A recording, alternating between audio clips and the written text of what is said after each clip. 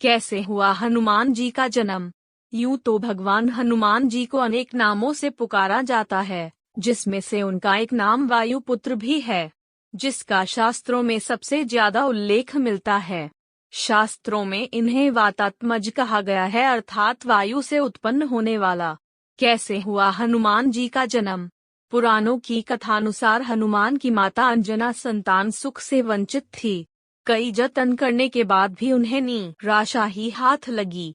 इस दुख से पीड़ित अंजना मतंग ऋषि के पास गईं। तब मंतग ऋषि ने उनसे कहा, पप्पा सरोवर के पूर्व में एक नरसिंह आश्रम है, उसकी दक्षिण दिशा में नारायण पर्वत पर स्वामी तीर्थ है, वहां जाकर उसमें स्नान करके 12 वर्ष तक तप एवं उपवास करना पड़ेगा, तब जाकर तुम्हें पुत्र सुख की प्राप्ति होगी।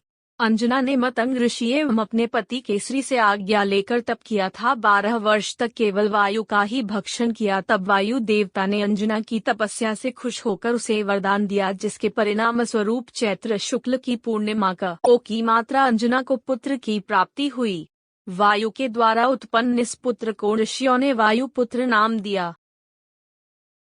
कैसे हुआ हनुमान जी का जन्म।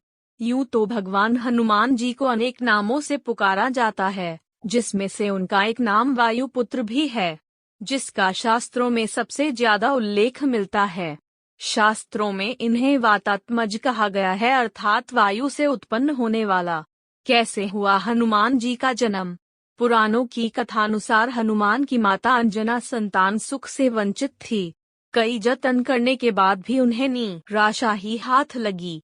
इस दुख से पीड़ित अंजना मतंग ऋषि के पास गईं। तब मंतग ऋषि ने उनसे कहा, पप्पा सरोवर के पूर्व में एक नरसिंह आश्रम है, उसकी दक्षिण दिशा में नारायण पर्वत पर स्वामी तीर्थ है, वहां जाकर उसमें स्नान करके 12 वर्ष तक तप एवं उपवास करना पड़ेगा, तब जाकर तुम्हें पुत्र सुख की प्राप्ति होगी। अंजना ने मतंग ऋषि एवं अपने पति केसरी से आज्ञा लेकर तप किया था। 12 वर्ष तक केवल वायु का ही भक्षण किया। तब वायु देवता ने अंजना की तपस्या से खुश होकर उसे वरदान दिया, जिसके परिणाम स्वरूप चैत्र शुक्ल की पूर्णिमा की मात्रा अंजना को पुत्र की प्राप्ति हुई। वायु के द्वारा उत्पन्न इस पुत्र को ऋषियों ने वायुपुत्र नाम दिया।